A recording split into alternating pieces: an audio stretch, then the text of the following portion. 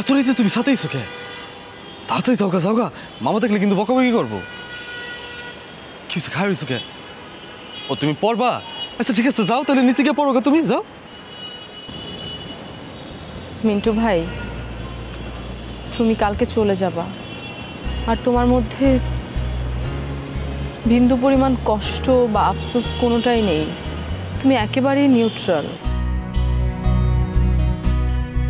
যদি মামা যদি এখন আমার থাকতে দিতে না চায়, তাইলে আমি কেমনে থাকুন কও?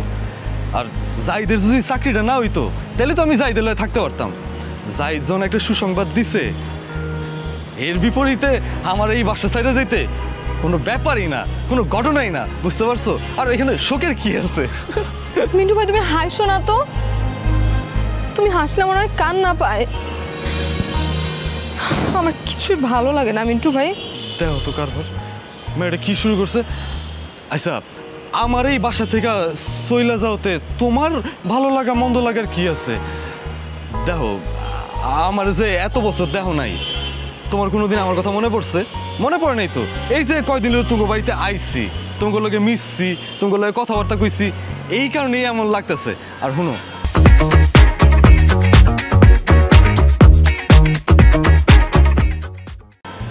আমি এত তুমি করে অনেক কষ্টের ভিতরে ফালাই দিলাম। এই যে মামা আমার লেগে কত কষ্ট করলো, মামা আমার লেগে পুলিশের কাছেও গেল, আর এই কারণেই তোমার এরকম খারাপ লাগতেছে, এছাড়া কিচ্ছুই না।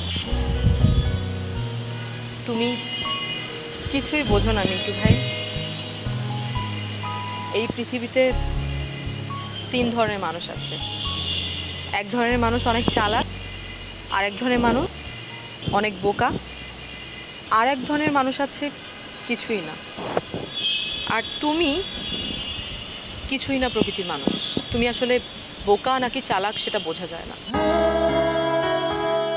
সুথি, আমি এই দুনিয়ার সবচাইতে বোকা মানুষ।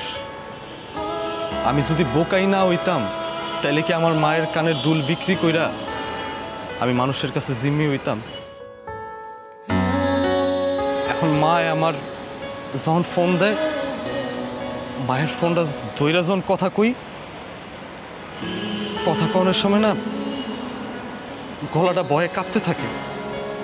মায়ে আমার কয়, বাবা তুই আয় পর, বাবা তুই আয় পর, আমার কানে দুল লাগবো না। কিন্তু আমার মারে আমি কেমনে বুঝাই? আমি তো খালি এতে ফিরে যাইতে পারুম না আমার মায়ের কাছে। আমি তোমার মায়ের সঙ্গে কথা বলবো মিন্টু ভাই। তোমার মাকে আমি বলবো তার ছেলে একটা হাঁদারাম। মিন্টু ভাই, তোমার জন্য আমার অনেক কষ্ট হয়। আমার সত্যি অনেক বেশি কষ্ট হয় মিন্টু ভাই। শুধু তোমার কথা আমার মনে পড়ে, আমার শুধু তোমার সঙ্গে কথা বলতে ইচ্ছা করে। কেন এরকমটা হয় তুমি বলতে পারো? না, কইতে পারি না, তবে কোয়ার কোনো সম্ভাবনা নেই। আচ্ছা যাই হোক, এসব কথা বাদ দাও। যাইতে যখন যাইবো গা, ঠিক আছে?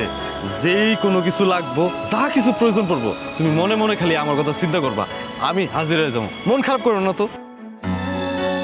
তুমি যে চলে যাবা,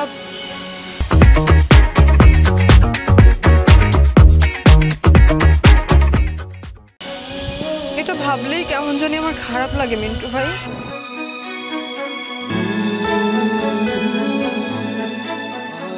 আমি তো কালকে যদি এই বাসা থেকে চলে যাই, তাহলে তো নিজের পায়ে হাইটা আমি বাইরে হয়ে যেতে পারব।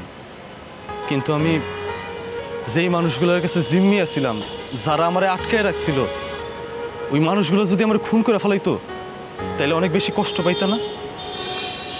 অনেক বেশি কষ্ট পাইতা। জানো যদি, আমরা যে কষ্ট পাই না, আমগো কাছে মনে হয় আমগো কষ্টটাই অনেক বড়। এর চেয়ে বড় কষ্ট আর কারো হইতে পারে না। কিন্তু তুমি একটু চিন্তা করো, তোমার পাশের মানুষটার জিগায়ও, তার কষ্টের কথাগুলো শুনলে তুমি বুঝতে পারবা তোমার কষ্টর চাইতে তার কষ্টটা অনেক বড়, অনেক বেশি, অনেক বেশি। মিন্টু ভাই, জানো, আমি যখন জিম্মি ছিলাম, ওই সময় আমরা 3টা মানুষ আছিলাম। 3টা মানুষের মধ্যে একটা মানুষ মারা গেছে।